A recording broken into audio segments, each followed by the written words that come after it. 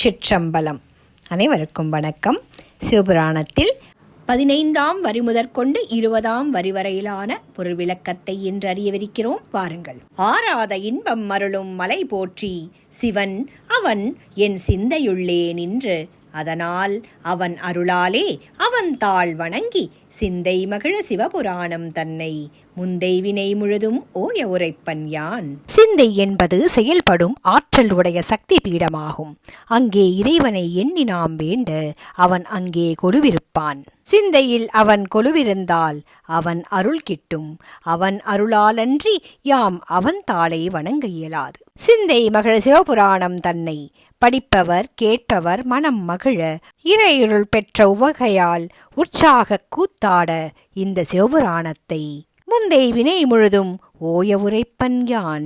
இதற்கு முன்னெடுத்த பல பிறவிகளால் ஏற்பட்ட வினைகள் முழுதும் ஒழிந்து போக, அதாவது ஆகாமியம், சஞ்சிதம், பிராரப்தம் எனப்படும் அனைத்து கர்மாக்களும் ஒழிந்து போக இச்சிவபுராணத்தை நான் உரைப்பேன் என்கிறார் மணிவாசகப் பெருமான். நன்றி. மீண்டும் சந்திப்போம்.